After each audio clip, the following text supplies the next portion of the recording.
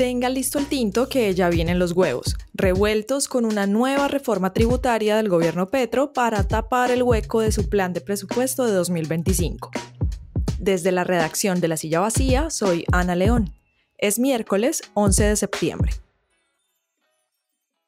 Ayer el Ministerio de Hacienda radicó la nueva ley de financiamiento que incluye otra reforma tributaria, la segunda del gobierno Petro.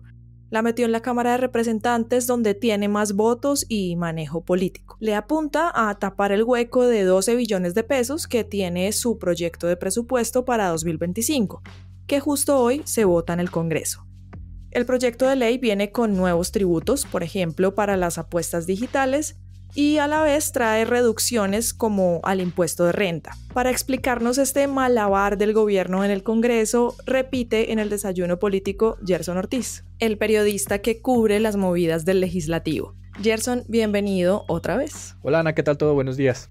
Cuéntanos cómo quedó la receta de la tributaria. En las cuentas del gobierno, ¿de dónde salen los 12 billones de pesos? Bueno, Ana, vamos en tres frentes. Un grueso es modificar la regla fiscal. Se preguntarán qué es eso. Pues la regla fiscal es una ley aprobada por el Congreso en la que se establece un límite de la deuda pública y el déficit fiscal, es decir, la diferencia entre lo que ingresa y lo que se gasta.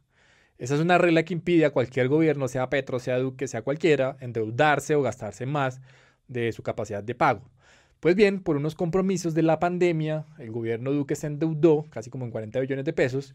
Entonces, al adelantar esta regla fiscal a las cosas del 2026, pues se modifica y se aplazan unos compromisos y se libera una plata.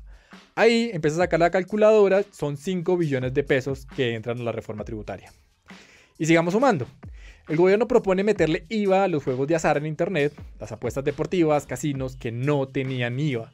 Ese es un negocio redondo que en 2023, según cálculos del propio Ministerio de Hacienda, tuvo ingresos por 36 billones de pesos. Billones. Al meterle IVA ahí, el gobierno cree que puede recoger otros 2 billones de pesos. Okay. Y seguimos sumando. El gobierno dice que puede recoger 1.5 billones de pesos al aumentar el tributo del impuesto al carbono, que es el que se le carga a los que generan emisiones de carbono, es decir, a empresas mineras, de hidrocarburos, etc. Y el resto de la plata para completar los 12 billones, pues entra por arandelas, extender el impuesto al patrimonio a bienes improductivos, el impuesto de renta a los que más ganan y así otros más. Y en términos del bolsillo de la gente, ¿a quiénes toca el proyecto directamente? Digamos que el grueso no tiene un impacto directo, Ana, porque lo de la regla fiscal pues es correr un poco el colchón de la deuda. Lo de los impuestos a juegos de azar en internet se entiende como un bien de lujo, es decir, las apuestas no hacen parte de la canasta familiar ni se entienden como un bien primario. El impacto podría venir tal vez con el impuesto del carbono. Y hasta qué punto las empresas mineras y de hidrocarburos van a trasladar en el usuario o en el consumidor pues esa alza. Y se puede ver, por ejemplo, en el alza del combustible, la gasolina o en el gas que se utiliza domiciliario. Ya expertos calculan que sí va a ser así, que va a haber aumentos. Entonces seguramente en esto último es en lo que va a insistir la oposición para decirle que no a este intento de tributaria. ¿Esa ambición del gobierno es realista? Porque sabemos que a Mr. Taxes no le fue muy bien con el recaudo de impuestos el año pasado, ¿no? Pues es una incertidumbre, Ana, porque fíjese que la mitad de la plata que esperan recoger es de la regla fiscal.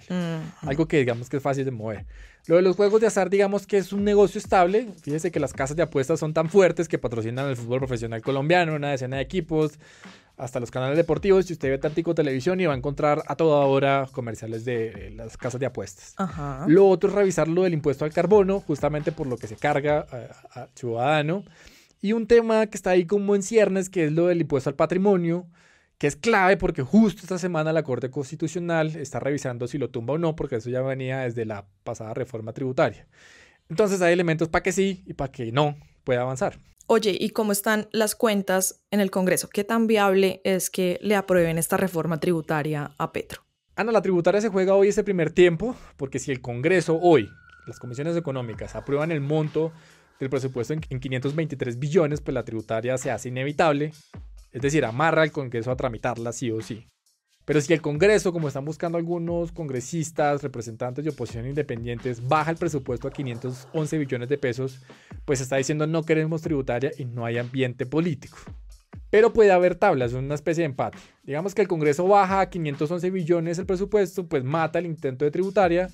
Pero entonces Petro dice, ¿sabe qué? Yo no lo quiero por ahí, saca el presupuesto por decreto y revive la idea de los 523 billones, pero ahí ya sin poder pensar en la tributaria. Es un gana-gana, un pierde-pierde para los dos. Gerson, muchas gracias por estar de nuevo acá. Gracias, Ana, por la invitación. Y arranque el día con estas movidas.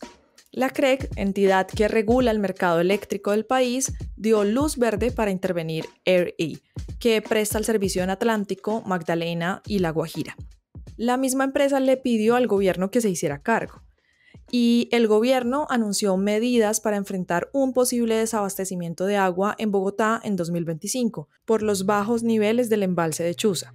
Desde octubre, los usuarios que consuman más agua que el promedio pagarán el doble en su factura. Toda la movida de poder está al aire en lasillavacía.com, en las redes y en el en vivo. Y por acá, cada mañana, estará servido su desayuno político favorito. Con la producción de María Camila Ladino, soy Ana León. Nos escuchamos mañana.